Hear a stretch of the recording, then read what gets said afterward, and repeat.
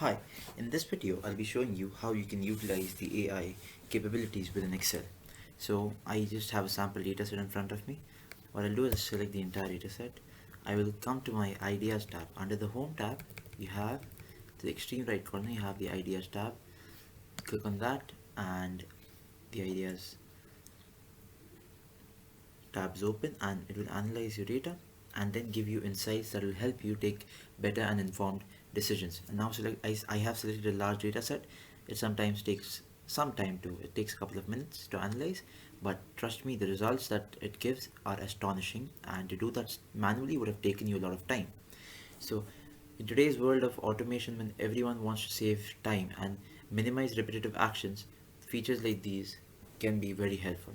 So you see, it has given me quantity by state, my profit by ship mode, my quantity by segment and category, my subcategory, and it also tells me that tables has noticeably lower profit.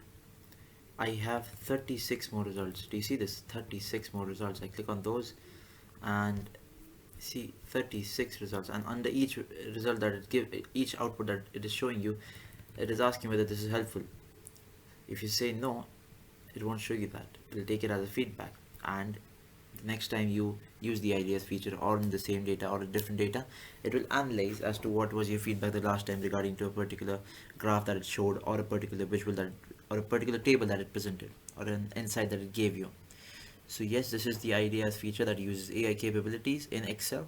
Thank you. I hope you learned something new.